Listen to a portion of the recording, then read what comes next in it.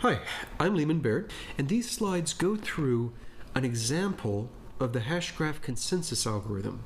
So step by step, you'll see how is it that a group of people come to consensus on the order of events in a hash graph.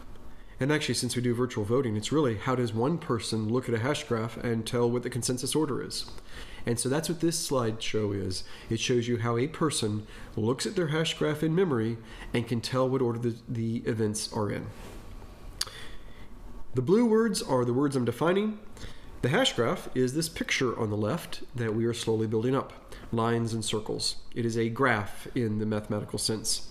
Each circle contains a couple of hashes, and so it is a hash graph.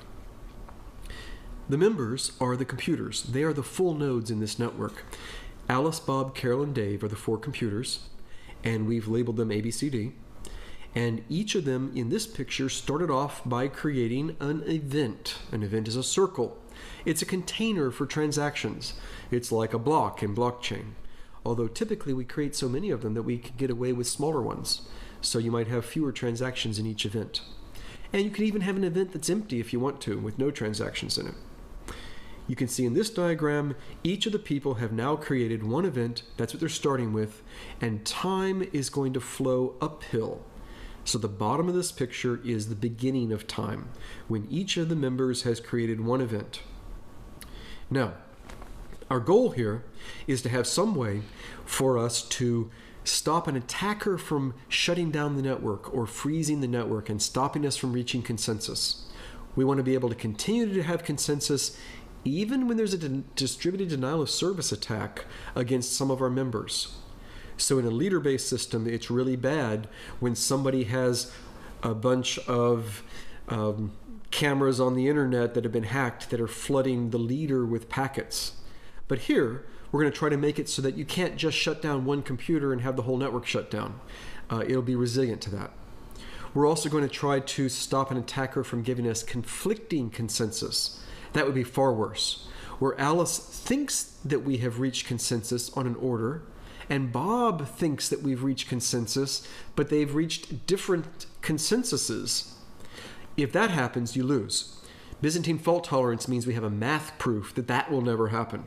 So we do not want an attacker to be able to make us think that we've reached consensus when we haven't. That would be horrible, and have different opinions on the order. Also, we're going to do something new. We're going to have fairness in our ordering. We want it to be hard for an attacker to unfairly influence what order we come up with. So if Alice creates an event with a transaction where she's bidding on a stock in a stock market, and then Bob sees what she bid and he comes up with his own bid, and he sends it out to everyone a little bit later than when Alice sent it out to everyone. When we finally reach consensus on which one was first, we need Alice to be before Bob. It should not be possible for Bob to do some evil attack that puts his first, even though in real life his was received by everybody later. In fact, we don't even want Bob to be able to recruit a few evil cohorts, evil conspirators to help him and to do this. We want to be safe as long as less than a third, say, of the population is being evil. We want to be safe from manipulation of the order. And that's something new. You don't have that in a blockchain, because in a blockchain, a miner gets to choose what's in his block. And you don't have that in a leader-based system like Raft or Paxos or some of the other leader-based systems, because the leader can reorder transactions coming in. We want to have a system where no one can easily influence what transaction order we end up agreeing on. So,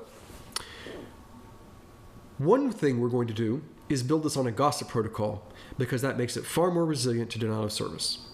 A gossip protocol means there is no leader, there is no one in charge, there is no round robin where we take turns talking. It's just everybody talks to everybody randomly all the time. So you call another computer, you tell them everything you know, and they tell you everything they know. Maybe Alice calls Bob and tells him everything she knows, and then he tells her everything he knows. And then Alice calls Dave and does the same thing. And then Alice calls Carol and does the same thing. And meanwhile, everyone else is doing it too. Bob calls someone at random, and then Bob calls someone else at random. Everyone is talking to everyone at random. There's no way to distributed denial of service attack one computer and hurt the network because everyone's just talking to everyone randomly. And there's no way to even slow down. When Alice inserts a new transaction into the network, there's no way to slow it down. You can shut down Alice's computer, of course, but if you don't shut down Alice's computer, her transaction is going to spread at the speed of gossip. It's going to be as fast as the grapevine in an office where you work. It's going to spread exponentially fast. And so by randomly talking to each other, information spreads out exponentially fast. And unless you can shut down, a full third of the network or even more, you're not going to be able to slow down the progress. Everybody's going to learn things incredibly fast. If you have 1 million nodes talking to each other, then in 20 syncs, your message gets out to everybody. And if you're syncing 20 times a second, then in 1 second, your message gets out to everybody. And there's just no way to shut down the network unless you attack lots of nodes. So in this diagram, Bob calls Dave, and Dave creates a new event to commemorate the sync event of Bob having called him. So what you can see in this diagram is that Dave has created a new circle. Time flows uphill, so it's the second one up, and there is a line going down to Dave's first one, and also a line going down diagonally to Bob's first one. And this is commemorating the fact that Bob told Dave everything he knows. Of course, at this point, everything he knows is just one event. And that's what we're gossiping, is the events themselves. So Bob called Dave and told him one event, and Dave said, "Thank you. I will remember forever that you called me and gave me that one event, and I'm creating this new event to show it." Now, that event has the two lines going down, the diagonal one and the straight one. The diagonal one is the other parent, and the straight one is the self parent. Your self parent is the last time you created it, and your other parent is the other guy. And you can see this diagram shows an event as a giant circle with the two lines coming down and two hashes. So an event is just a little sequence of bytes in memory, not very many bytes, unless you have a giant transaction. But if you have reasonable sized transactions, it's a very small sequence of bytes. And we take a cryptographic hash of it, which is a way of compressing it down to very few bytes, maybe 32 bytes. And it is incredibly hard to find some other event that would hash down to the same cryptographic hash. That's what cryptographic hashes are for. It's hard to forge something else that would have the same hash. And so, this new event that Dave is creating contains within itself the hashes of Dave's previous event and of the last event Bob did before the sync, before Bob told Dave what he knows. Now, there's also a timestamp in there. Dave is allowed to make up a timestamp and put it in this. If he's honest, he'll try to do his best to put in the correct timestamp. But if he's dishonest, he might lie. He might put a timestamp 1 million years in the future, 1 million years in the past, or just subtly wrong.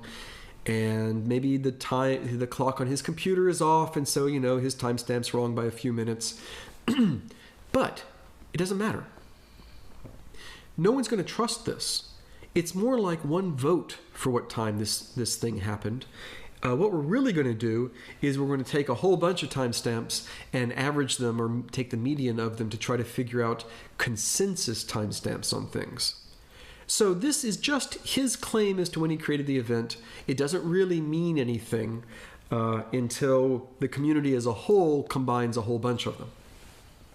But we have it. We have timestamps in every event. Once Dave has created this event, he digitally signs it. So for the rest of eternity, he has this proof that he created it. Other people pass it around, and you always know, when Alice gives Bob this event, you always know that it was created by Dave, and no one can forge it. And you know what its ancestors were, what its two parents were because of those hashes, and nobody can forge them. And so the whole structure is constantly tied together into a single, immutable, provable whole by these cryptographic hashes and these cryptographic signatures. So it's secure. And by the way, that's all we need for cryptographic stuff.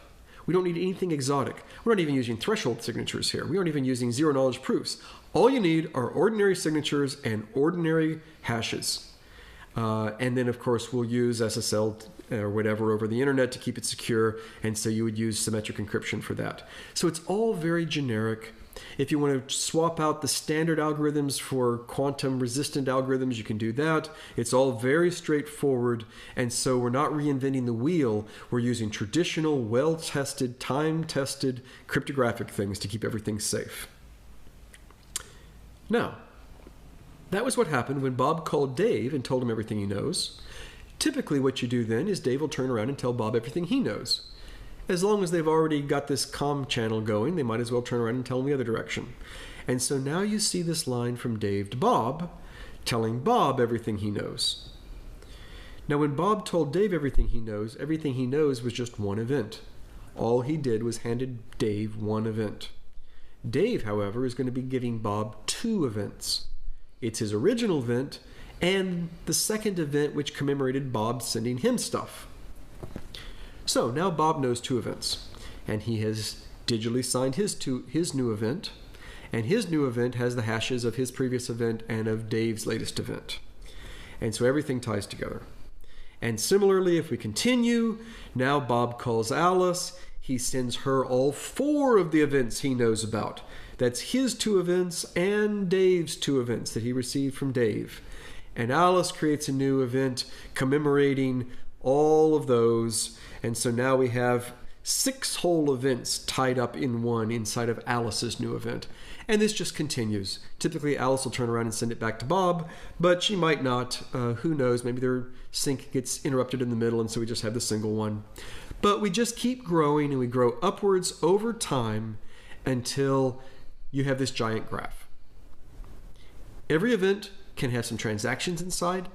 Every event has the 2 hashes of its 2 parents.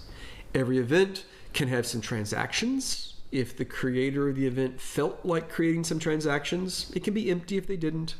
But this is the hash graph. It's a graph held together with hashes.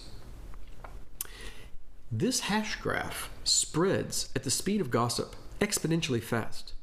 As soon as Alice creates a new event, it just spreads like wildfire through the network, and pretty soon everybody knows about it. And so what you typically find is that this thing grows upwards, and everybody has exactly the same hash graph in memory, except at the very top, they haven't yet got the same stuff. But within a second or two, then everybody has, that layer, and now it's grown up even further. Now, when you have this hash graph in memory, you want to be able to look at it and put all the circles in an order, put all these events into an order, and you want to do it in such a way that everybody gets the same order. And you might say, well, we can just run an algorithm. In fact, we could run any deterministic algorithm and we'd all have the same order, which is true, except there's some corner cases that we have to deal with. And so everything I'm showing here is showing all the complexity that we do to take care of those corner cases. But the basic idea is, well, as long as we all run the same algorithm, we'll all come up with the same order, period. Or another way of looking at it is, traditionally in fault-tolerant computing, you could do this with rounds of voting. And we're going to do rounds of voting without the votes.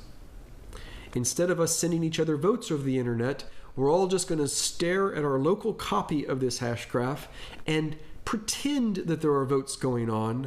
I will look at this and I'll say, well, if I were Alice, I know how I would vote if I were following the algorithm, because I know everything Alice knows. I know when she knew it. I'll just pretend of her votes. And so virtually, Alice will be voting in my head, and I can run some traditional algorithm with votes where I virtually let everybody vote in my head. And since everybody runs the virtual voting system in their head, everybody gets the same virtual votes, everybody gets the same consensus, and we're set. So, how do we do that? Well, the first step is we're going to divide up the events into the rounds. These are the rounds that they are created. In this diagram, they're created. There's a whole bunch of events down there in round 1. You only see 2 in this hash graph in round 4. As the hash graph grows upwards, I imagine we'd have a few more in round 4, and then eventually we'd have a round 5. I'll tell you later in the presentation the exact algorithm for how we pick up rounds, but the important thing is that when you're receiving new events for your hash graph, every time you receive an event, you can immediately calculate its round created. you immediately know which round it goes in. Like that very top one on the graph, the moment you received it, you knew it was in round 4. There was no question, there was no voting going on, there was no waiting until I get some more to get some more information. The instant you received it, you looked at all its ancestors and you said, this is a round 4 created, has a round 4 round creation, and this is a round 4 event. All right. And if you're interested, it's when the supermajority of the witnesses in the previous round can be seen, strongly seen. But we'll get to that in a second. The important thing is that there is a way to divide these up into rounds. Now, why are we dividing them up into rounds? Turns out, by doing so, we can make the calculations much, much faster. And the reason is we can get away with only doing the expensive stuff on the witnesses. Look at the red ones. The red ones are the first events in each round created by each member. So look at Alice's column. The first event that Alice has in each round is colored red. The rest of them are just left gray. If we had 1,000 people, 1,000 full nodes, then you would find that only 5% of all the nodes are red. All the vertices are red. 95% of them would be gray. And it's only the red ones that have to have a fair amount of calculations being done on them. And so the fact that we divided things up into rounds lets us pick the first by each person in a round, which is called a witness, and that lets us narrow down our expensive calculations to just a 20th of the population if there's 1,000 of us. With 4 of us, you can see there's a little bit higher fraction, but still, most of the vertices in this graph are gray. It's a minority that are red. And so we've saved time. All right. And for convenience, we've also put numbers on these. So B2 is Bob's first event in round 2 with a round created of 2. That's what B2 is. And I wrote a B2 on the red one there. All right. And if you're a cheater, you could actually get 2 B2s. If Bob is a cheater, he could get 2 B2s.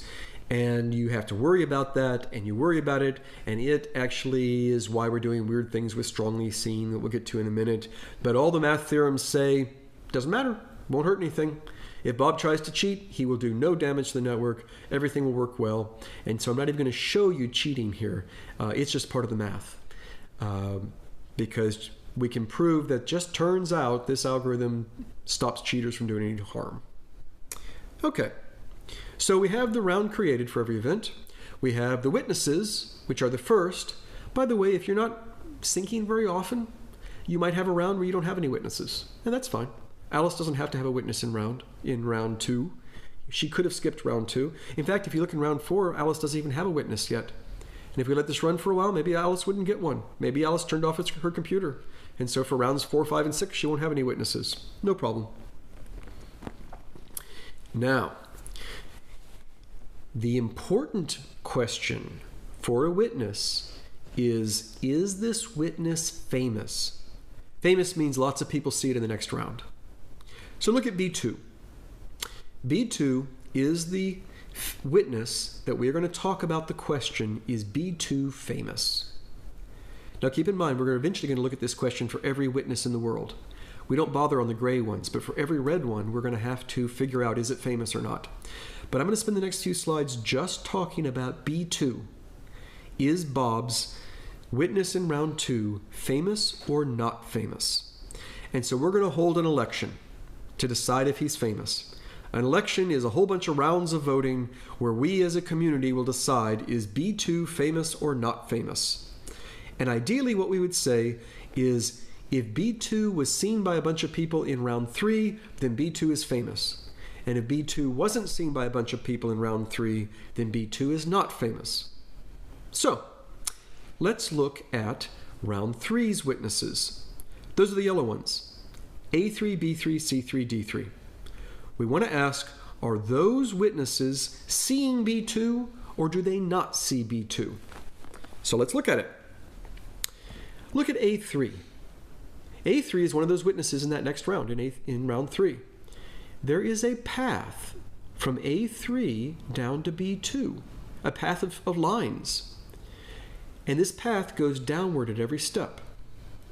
If you can show a path from A3 down to B2 that's always downward, that means that A3 can see B2. B2 is A3's grandparent. It's its parent's parent. If you start at A3 and you go to the self-parent and then you go to the other parent of that one, you get B2. And you can see your ancestors. And so A3 in this big election is going to vote yes. It's going to say, well, you know what? I can see B2, so I'll bet B2 is famous. At least I want to vote for B2 being famous. Now, if nobody else sees B2, then the election will say, no, there's too many no's, B2 is not famous. But if lots of people vote yes, then B2 will be elected famous. So in this election, A3 is going to vote yes. Now, there will be other elections where A3 might vote other ways in other elections. But for the election on whether B2 is famous, A3 votes yes because it can see it. Now, there is a technical detail here. It isn't enough to be an ancestor. You also have to not see any forking. You have to not see any or not have any ancestors that are cheating. But don't worry about that for now, because we can just prove that as long as you put in that caveat, all the math theorems work. So for now, just think of it as A3 can see B2 because there's a path that goes downward the whole way to it. In other words, it's an ancestor. It's your parent's parent, or your parent's parent's parent, or your parent's parent's parent's parent. Now, that's why A3 votes yes. You can also look at B3. Same deal. It votes yes because there's a line going straight down. And C3 votes yes because it has a line down to Dave, and then Dave has lines down to earlier Daves, and then the earliest Dave has a line down to B2, and so we have a path, and so C3 votes yes. And D3 votes yes because it has lines that go down and then sideways into B2. So it turns out that in this example, everybody voted yes. And it turns out that that is such an overwhelming majority that we're just going to say the election's over. B2 wins the vote. They are famous. Oh, but wait. An election's not over until you count the votes. Right now, all those events have voted, but no one has yet counted the votes. Now notice that I have not been talking about people. I have not been talking about members, about computers. All I've been talking about is events. It is B2, an event, that is famous or not famous. It's not Bob that's famous or not. And it's A3 that voted yes. It wasn't Alice that voted yes. It was A3 that voted yes. It was Alice's event that voted yes. And so just as it's an event that's famous or not, and just as it's an event that votes yes or no, so it needs to be an event that counts the votes. So the election's not over. We need an event to count our votes for us. So that would be an event in round 4, looking back at the events in round 3. In fact, it'll be a witness in round 4 to do the counting. So I told you the voting was based on just seeing. Counting votes is based on strongly seeing. You'll notice that red line from B4 to A3. It is following the black lines. Actually, that's an opaque line that I put there, so you can't really tell the black lines are there, but they're actually there underneath it. B4 does see A3 according to following these red lines. That's not enough. Because you see, that red line only goes through Bob and through Alice. To strongly see someone, you have to see them through a supermajority. That means more than 2/3 of the population. Now, you know, when the population is 4 people, the only way to have a supermajority is to have 3 or 4 people. 3 people is more than 2/3 of 4. So to have a supermajority, you need at least 3. A supermajority of 4. To have a supermajority of 100 people, you need 67 of them. So if you had 100 members, 100 full nodes in your network, you'd need 67 of them to be a supermajority.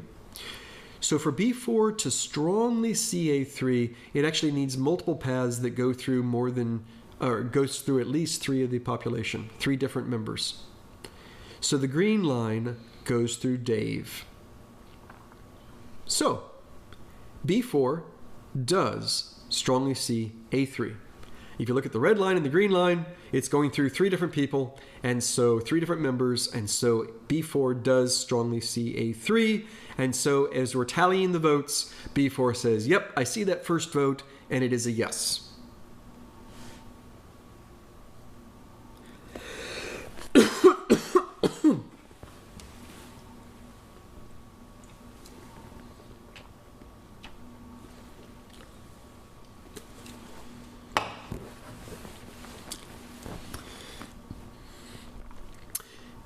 Now you'll notice that B4 actually doesn't see A3 through Carol. Poor Carol is left out, but it doesn't matter because Alice, Bob, and Dave together form a supermajority. So B4 did not have to see A3 with a path that goes through Carol, and it doesn't, and that's okay. Now, here we talk about counting the vote from B3. From B3, B4 does see it. How? Well, through the red line and through the green line. The red line goes through Alice and Bob. The green line goes through Dave and Bob. And together, they go through Alice, Bob, and Dave. That's 3 people. That's a supermajority of the 4. So B4 does strongly see B3. And so B4 has managed to collect a second vote. And if you'll recall, B3 was voting yes. So the second vote is a yes. Similarly, B4 can strongly see C3. And this time the lines go through Bob, Carol, and Dave. Carol finally got to participate, and Alice didn't. But that's fine. We don't need Alice, because Bob, Carol, and Dave makes up more than 2/3 of the population. It's a supermajority. By the way, you'll notice that I say that B4 sees C3 through Carol. It's C3 itself sees itself, and so it counts as going through Carol. Similarly, on that green path, it's seen it through Bob, even though it just started at Bob. So you always see the start and the end of your path, and you also see anybody that you pass through on that path. And here it passes through D4, and so it sees Dave. So B4 has now collected 3 votes from A3, B3, and C3. So far they were all yeses. And B4 collects a 4th vote from D3, which is a yes. And again, you see the 3 lines. And again, it only went through 3 people. So we're done here. B4 was actually able to collect a vote from everyone. You won't always be able to collect a vote from everyone. Sometimes you'll only collect a vote from yourself. Sometimes you'll only collect a vote from less than 2/3 of the population. But in this case, it collected a vote from everybody. Now, B4 collected all those votes. It was unanimous. That is a supermajority. So B3 is famous. Let me say this again. When B2 is famous. Let me say it again. In the previous slide, B4 collected all those votes, and all those yeses were a supermajority from the population. It had yeses from a supermajority, so the election was decided as a yes. So B2 is famous. The rule is, if you collect votes from a supermajority voting yes, and maybe you collect some no votes too, but you have a supermajority collecting yes, then the election is over. It is decided. The election ends, and the answer is now known. B2 is famous. Similarly, if there were a node, if there were a vertex, an event that was able to collect a supermajority of no votes, then we would say B2 is not famous, and the election's over.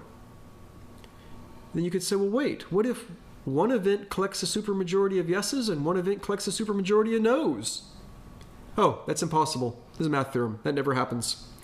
No, the math theorem is that if any event in any round actually it's only witnesses, but if any witness in any round ever sees a supermajority of yeses or ever sees a supermajority of noes and manages to decide, then everybody will eventually decide that way. That really is the consensus. Everyone will get that consensus. We're good to just go with that. And when you're doing this locally in your computer, you can just end the election and stop doing any more calculations on that election. You're done. So that is what deciding is. We have now decided that B2 is famous. But now wait a second. What if B4 hadn't been able to get a supermajority of yeses or a supermajority of noes? What if it saw half and half? Or what if it didn't even see any supermajorities? What if it could only collect one vote? Well, then we would just try a different event. We would look at D4, Dave's witness in round 4. And maybe he would have a supermajority of yeses or a supermajority of noes. And failing him, then we would wait for Alice to get around to creating an event in round 4, and we would let her witness vote, and maybe it would get a supermajority. Or maybe Carol would have an event in round 4 with a supermajority. And so we'll just keep waiting, and maybe somebody will eventually have an event in round 4 with a supermajority. And if any of them do, then we will decide that B2 is famous or not. We're done.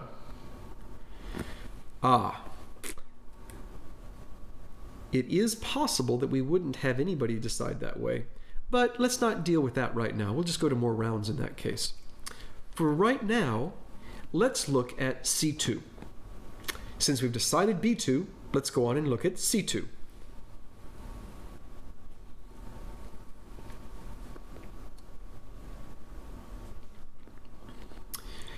Now in this case, you can see that C3 sees C2. So C3 will be yes. Remember, in the first round of a vote, you just do seeing. It's in the next round where you're counting the vote that you do strongly seeing. That's where the red and green paths, and you have lots of paths. But for the first round, it's just single paths. You just say, who can see C2? And right now you can see that C3 sees it and votes yes. The other 3 witnesses all vote no, because there is no path from A3 to C2.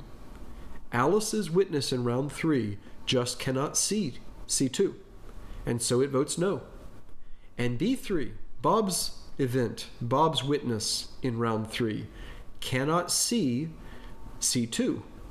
You can see there's just no line, no path in the diagram purely going downwards from B3 to C2. And so he votes no. He being the event. The event votes no. And then Dave's event there votes no. So we have an election where there were 3 no's and a yes. Now let's see if anybody can count those votes. Oh, yeah. We've already said that B4 can see all 4 of those witnesses. So B4, by the same argument as before, we could redraw those red and green lines again. B4 collects all 4 of those votes. And the 4 votes are no, no, yes, no. So B4 has now collected no, no, yes, no.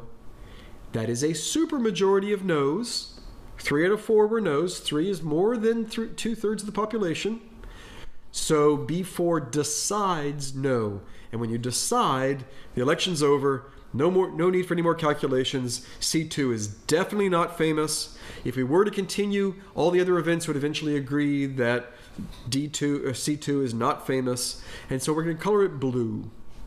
We're going to use green for the famous witnesses and blue for the non-famous witnesses. So we have decided the election for C2 is over.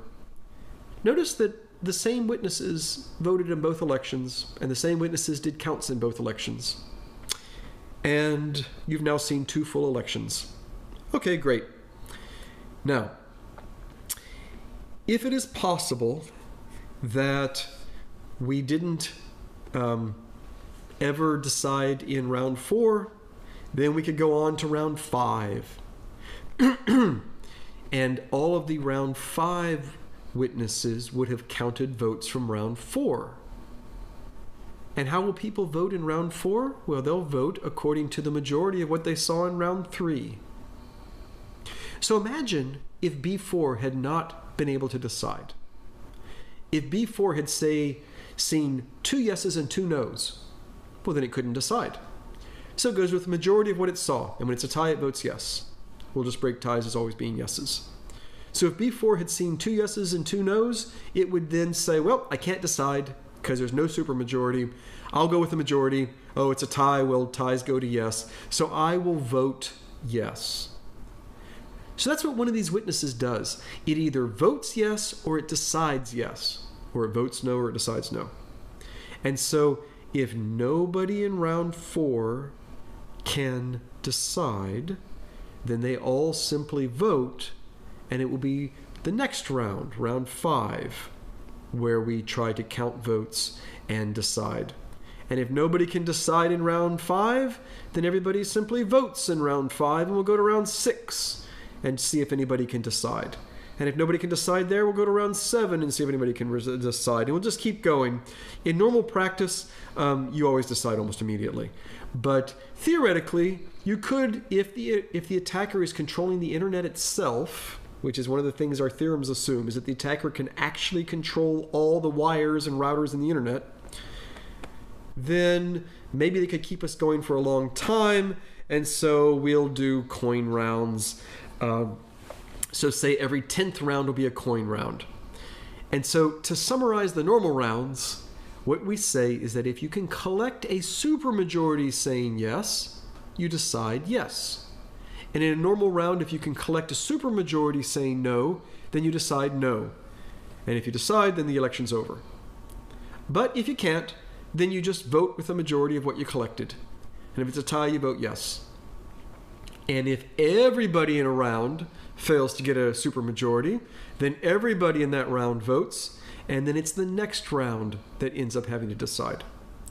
But if you make it, if you make it to the 10th round, then we use a different rule for just the 10th round. It's a coin round.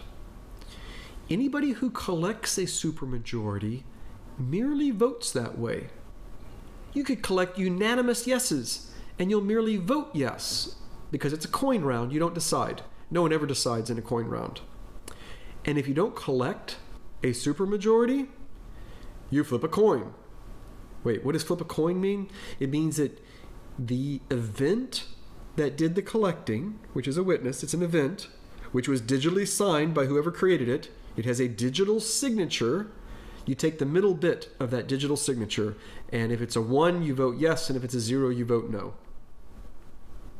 So in a coin round, anybody that gets a supermajority just votes. They don't decide. And anyone who has less than a supermajority for yes or no will vote randomly by taking the middle bit of their signature.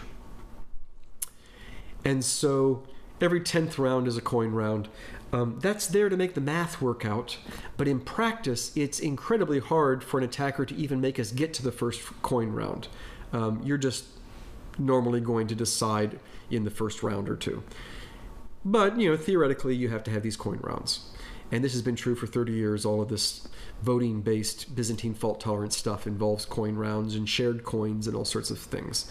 But in practice, we never have to worry about that. We're always going to decide very fast.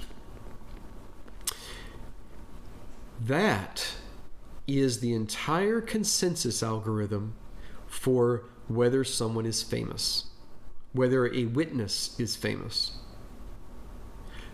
So to recap, as soon as you get an event, you put it into a round created. And then the first event in each round is a witness. So we all know what created rounds were. We all know what the witnesses are. And then each witness, we have to decide if it's famous or not famous. We hold an election. In the election, the witnesses in the next round vote based on whether they see it. If they see it, it's a yes. If they don't see it, it's a no. And then the next round after that, each of the witnesses collects the votes and decides yes if it's a supermajority yes, decides no if it's a supermajority no. Otherwise, it just votes with the majority of what it collected. And if it's a tie, it votes yes. And then if nobody in that round can decide, we go to the next round and let somebody there decide. And if no one decides there, we go to the next round. And then every 10th round, we have a coin round where supermajorities vote with the supermajority and non-supermajorities vote randomly by taking the middle bit. Done. And the theorem is we will always decide eventually, with probability 1, we will always decide whether a given witness is famous or not. And it's kind of magic, and the magic is in the math. Everybody will decide the same way. So if I on my computer look at this hash graph and decide that B2 is famous, you on your computer will also look at the hash graph and decide that B2 is famous. And there's no way that an attacker can make me decide yes and you decide no. That'll never happen. We will always decide the same way. And there's no way an attacker can stop us from deciding. It is guaranteed that eventually we will both decide that B2 was famous. And so if we continue, eventually we will know for every witness whether it's famous or not. In fact, in this diagram on this particular hash graph, all those green ones we will decide are famous. And that blue one we will decide is not famous. And the red ones we don't know yet. We have to wait another fraction of a second until the hash graph grows upwards and gives us a few more events and a few more witnesses, and then we will know if some of those red ones are red or green. In fact, if you download the Swirlds SDK from swirlds.com, it has a bunch of demo apps you can run. And one of the demo apps is called Hashgraph Demo. And it runs this algorithm and shows you the hash graph growing right before your eyes. And what you discover is very much like this screen. Most of the witnesses are green. Occasionally there's a blue witness. And only the top 2 layers are red. It's incredibly rare for anything other than the top 2 layers to be red, which means that as soon as a witness is known, almost immediately, in a fraction of a second, we discover whether it is famous or not. We get the consensus. Now the funny thing is that once we all agree on who the famous witnesses are in a round, then it is incredibly easy to turn that agreement into an agreement on the total order, and the agreement will be fair, and an agreement on a consensus timestamp for everything, and that will be fair, and it will all work, and it's obvious that it all works, and all the fancy subtle math is over with. It's all obvious from this point on. The hard part was to agree on who is famous, which witnesses are famous in each round. That was the hard part, and we're done. We're done with the hard part. So, now for the easy part, let's play with the gray ones. The gray vertices in this graph, the gray events, are still events. They still have transactions in them. We still need to know what is their consensus order. We still need to know what is their consensus timestamp, and we're going to use those green ones to set it up for us. And we're going to do it in pretty much the obvious way, like this. Look at the gray event that is now colored black. We want to know what round was this event received by the whole community. And the way we're going to do it is say, what's the first round where all the famous witnesses can see it? So you look in round 1 and you say, well, of course, those witnesses can't see it because it's later than them. So then you look at round 2 and you say, the red, green, and blue lines show that A2 can see the black event, B2 can see the black event, and D2 can see the black event. Now C2 can't see it. There's no line from C2 to the black event. But it doesn't matter because C2 is not famous. We're simply looking for the first round where all of the famous witnesses, all the green events, are able to see it. And so here, because all of the round 2 green events, famous witnesses, can see it, we say it's received in round 2. Now, if it hadn't been visible in round 2, we'd have to look up at round 3 and say, well, okay, if A3, B3, C3, D3, whichever of those are famous, can all the famous ones see it? But we don't have to do that, because in this particular case, in round 2, all the famous events can see it. So the first round, where all the famous events can see it, is its received round. We're going to say that that black event was received in round 2, meaning that the community as a whole received it in round 2. That's what we're saying. We also want to know the consensus timestamp on it, not just its received round. So what we do is we say, okay, the 3 famous events are A2, B2, and D2. They were created by Alice, Bob, and Dave. I want to know, what was the earliest time that Alice had an event that could see the black one? And what's the earliest time that Bob had an event that could see the black one? And what's the earliest time Dave had an event that can see the black one? And so in this particular case, for Dave, the earliest event is D2. For Bob, the earliest event is B2. But for Alice, the earliest event is the black one itself, because it can see itself. And so if we look at the earliest time, we're going to get 3 timestamps. It'll be the timestamp on D2, because that's the earliest time that Dave saw it. It'll be the earliest timestamp on B2, because that's the earliest time Bob saw it. And it will be the timestamp on the black one itself, because that turns out to be the earliest time that Alice saw it. So that gives us 3 different opinions on when the black one was received by the universe. And we just take the median of those 3 times, and that is the median timestamp. That's the consensus timestamp. So what we say is, when did the black one occur? When was it received by the community? It was received at whatever the median of those 3 times are. So we now know its round received, which is round 2, and its median timestamp, its consensus timestamp, which is the middle of those 3 times. We sort them in order and take the middle one. And that's all we need to know for black, for the black event. And now if we do that for all the events, we can put them in order. Now look at the gray event below B2. You'll notice that it's seen by B2, but it is not seen by A2, and it is not seen by D2. It was not seen by every single famous event in round 2, and so it doesn't get to count as being received in round 2. It'll end up being received in round 3 or round 4 or something. I don't know what. And so we'll have to wait a little while until the Hashgraph grows a little bit taller, and then we will know which events are famous in round 3, and then we'll see if all those famous events can see the gray one, which I think in this picture they will.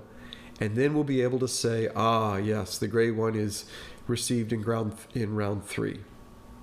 But for the moment, all we can say is, well, it's not round 2. It must be received later. So we'll leave it colored gray and not black, because we don't yet know when it's received. So if we do this repeatedly, what do we discover? We discover that these 6 black ones are all received in round 2. And actually those 4 dark green ones at the bottom are also received in round 2. So we're coloring dark all of the events that have been received by round 2. And the 4 green ones are green because they are witnesses, but they're dark because we know when they've been received. They were received in round 2. There's 2 little gray ones right above the black ones, and that hasn't been received in round 2. They'll probably get received in round 3, but if not in round 3, then probably in round 4. We'll worry about them later.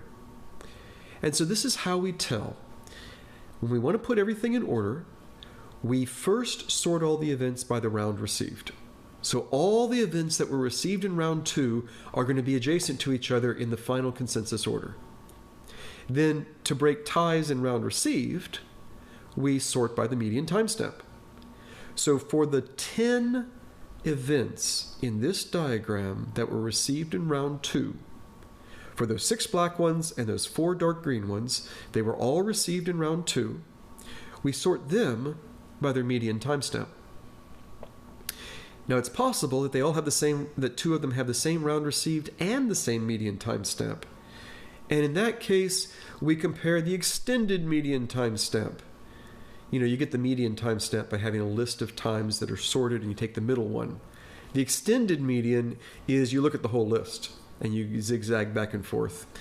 And then if that one doesn't even work, you actually sort them by the digital signature on each event, XOR'd with a random number, and that ensures that you can't rig your signature to come early. So basically, we sort everybody by the round received. When there's ties, we sort them by their consensus timestamp. When there's ties in that, we use something a little bit more complicated, the extended timestamp. And when there's ties in that, we're basically flipping a coin, but we're doing it in such a way that everybody gets the same answer, and there's no one has the ability to rig it. And so it really is random and beyond anyone's control. In other words, we end up with a very fair ordering of these timestamps.